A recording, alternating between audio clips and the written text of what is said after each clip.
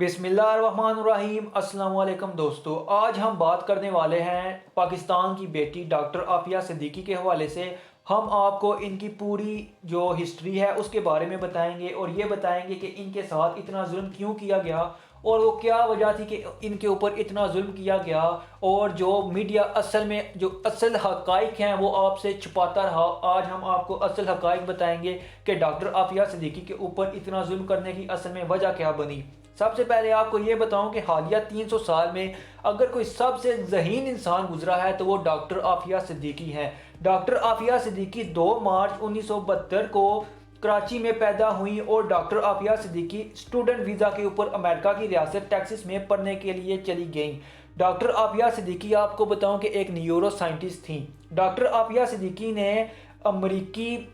Research university MIT brand research university से तालीम हासिल की। और डॉक्टर आफिया सिद्दीकी को ना फिल्मों का शौक़ था ना म्यूज़िक का शौक़ था। अगर इनका कोई शौक़ था और इनका किसी तरफ लगाव था तो वो सिर्फ 2 चीज़ों की तरफ था। एक था पढ़ने की तरफ और दूसरा था दीन इस्लाम का प्रचार। 1992 में डॉक्टर आफिया सिद्दीकी ने 5000 अमेरिकन डॉलर जो है उनका इनाम भी जीता था, सिर्फ अपनी रिसर्च की बदौलत। इनकी रिसर्च इतनी कमाल थी कि इन्होंने 5000 अमेरिकन डॉलर्स का इनाम जीता था 1992 में। 1995 में डॉक्टर आफिया सिद्दीकी की शादी हो गई अमजद मोहम्मद खान से, जो कि एक CIA का मोहरा था, और इसी ने डॉक्टर आफिया सिद्दीकी के ऊपर ये जो जुल्म हुआ है इसकी वजह भी यही आदमी है जो इनका शोहर था अमजद मोहम्मद खान। आफिया सिद्दीकी के 3 बच्चे थे। जो इनका सबसे बड़ा बेटा था मोहम्मद अहमद, 1996 में पैदा हुआ। मरियम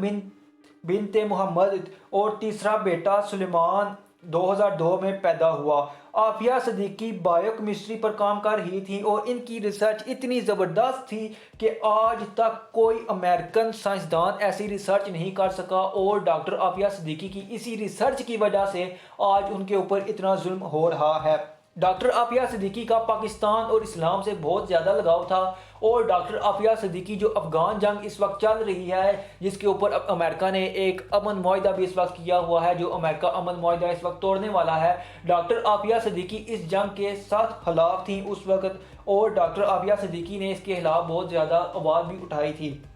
डॉक्टर आफिया सिद्दीकी का पाकिस्तान से लगाव था और इस्लाम से लगाव था, और यही वजह बनी कि डॉक्टर आफिया सिद्दीकी के ऊपर इतना जुल्म हुआ, क्योंकि डॉक्टर आफिया सिद्दीकी इतनी ज़हीन थी और उनकी जो रिसर्च थी वो इतनी कमाल की रिसर्च थी कि अगर अमेरिकन के हाथ में वो रिसर्च लग जाती तो अमेरिकन इतनी तबाही वाले हथियार बना सकते थे और वो कुछ कर सकते थे जो आज तक अमेरिका नहीं कर पाया। क्योंकि डॉक्टर आफिया सिद्दीकी अमेरिका के अंदर थी तो लिहाजा उनकी जो प्रैक्टिस हो रही थी रिसर्च की वो भी अमेरिका के अंदर ही हो रही थी। जो उनके साथ काम करने वाले दूसरे साइंसदान थे उन्होंने डॉक्टर आफिया सिद्दीकी की एक छोटी सी रिसर्च का हिस्सा लिया जो उनको किसी तरीके से मिल गया उन साइंसदानों को, और उन्होंने उस रिसर्च को लेकर FBI को एक दरख्वास्त दी और FBI को मुखबरी की और बताया FBI को कि ये डॉक्टर आफिया सिद्दीकी की रिसर्च है और छोटा सा हिस्सा था उस रिसर्च का। और उनको बताया FBI को कि अगर ये रिसर्च पाकिस्तान के हाथ लग गई तो पाकिस्तान वो कुछ कर जाएगा। अगर आप पहले ही पाकिस्तान उस वक्त बहुत ज़्यादा पाकिस्तान का जो शोर शराबा था कि पाकिस्तान ने न्यूक्लियर हथियार बना लिए हैं, और ऊपर से डॉक्टर आफिया सिद्दीकी की रिसर्च और फिर पाकिस्तान के साथ उनका लगाव और इस्लाम के साथ उनका लगाव, अमेरिका को ये किसी भी तरह से काबिल कबूल नहीं था। FBI और जो यहूदी थे उन्होंने डॉक्टर आफिया सिद्दीकी को ऑफ़र की कि डॉक्टर आफिया सिद्दीकी अमेरिका के लिए काम करें और उनको हर किस्म की मुराद दी जाएंगी, लेकिन डॉक्टर आफिया सिद्दीकी ने ऐसा करने से इनकार कर दिया क्योंकि अमेरिका पूरी दुनिया में मुसलमानों का ही कत्लेआम कर रहा था और वो अभी भी कर रहा है। डॉक्टर आफिया सिद्दीकी ने ऐसा करने से जब इनकार कर दिया तो FBI को खतरा महसूस हुआ और डॉक्टर आफिया सिद्दीकी के खिलाफ एक प्रोपेगेंडा शुरू कर दिया गया, और जो डॉक्टर आफिया सिद्दीकी का शोहर था उसको डॉक्टर आफिया सिद्दीकी के खिलाफ लॉन्च किया गया और 2002 में डॉक्टर आफिया सिद्दीकी की तलाक हो गई। डॉक्टर आफिया सिद्दीकी का जो शोहर था उसने डॉक्टर आफिया सिद्दीकी के ऊपर इल्ज़ामात लगाए कि डॉक्टर आफिया सिद्दीकी का अलकायदा के साथ तल्लुक़ है और अमर अल बलोची से शादी हो चुकी है। डॉक्टर आफिया सिद्दीकी की जो हालत شیخ محمد کا بانجا ہے، جس نے ڈینیل پرل جو کہ امریکہ کا ایک صحافی پاکستان آیا ہوا تھا، وہ صحافی نہیں تھا، وہ اسرائیل کا ایجنٹ تھا، یہودی زائنسٹ تھا، لیکن امریکہ کا ویزا لے کر صحافی بن کے پاکستان آیا ہوا تھا، اس کا قتل کیا تھا اس نے۔ تو یہ امریکہ نے ڈاکٹر عافیہ صدیقی کے اوپر الزامات لگائے اور پاکستان سے مطالبہ کیا کہ ڈاکٹر عافیہ صدیقی کو امریکہ کے حوالے کیا جائے، کیونکہ ڈاکٹر عافیہ صدیقی کو اس وقت الزام لگایا گیا کہ ان کا القاعدہ سے تعلق ہے اور ڈینیل پرل کا جو قتل ہوا ہے۔ 2003 میں پرویز مشرف نے ڈاکٹر عافیہ صدیقی کو امریکہ کے حوالے کر دیا، اور یہ جو ڈاکٹر عافیہ صدیقی کو پرویز مشرف نے حوالے کیا، اس کا ذکر وہ اپنی کتاب میں بھی کر چکے ہیں، جس میں پرویز مشرف نے بتایا کہ امریکہ نے ان کو ریوارڈز بھی دیے کہ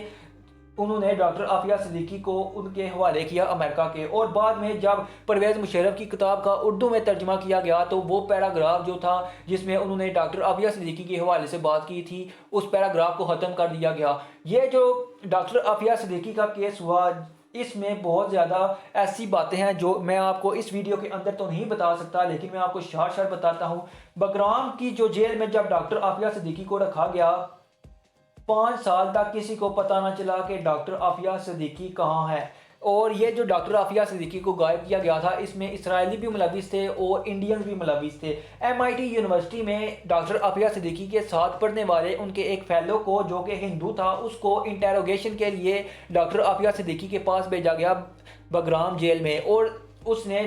ڈاکٹر عافیہ صدیقی سے اگلوانے کی کوشش کی، اور بہت سارے ایسے طریقے امریکنز نے استعمال کیے کہ کسی طرح سے ڈاکٹر عافیہ صدیقی بتا دیں کہ وہ ریسرچ کہاں پر ہے جو انہوں نے کی ہوئی ہے۔ ان کی مکمل ریسرچ آج تک امریکنز کو نہیں مل سکی، اگر وہ مل جاتی تو امریکن وہ ہتھیار بنا جاتے جو آج تک امریکہ نہیں بنا پایا۔ اس کے باوجود جو ڈاکٹر عافیہ صدیقی تھی، ان کو پتا تھا کہ انہوں نے جو ریسرچ ہے یہ بہت ہی قیمتی ریسرچ ہے اور یہ ریسرچ مسلمانوں کے خلاف امریکہ استعمال کرے گا، اس لیے ڈاکٹر عافیہ صدیقی خاموش نہیں، انہوں نے کچھ نہ بتایا۔ اور ڈاکٹر عافیہ صدیقی کو بگرام جیل میں اتنا تشدد کا نشانہ بنایا گیا، ان کو اتنا ٹارچر کیا گیا، ان کے جو دماغ ہے اس کو کرنٹ لگائے گئے، اور پھر بگرام جیل کے اندر جو قیدی تھے، جب وہ قید سے نکل کے آتے تو وہ کہتے کہ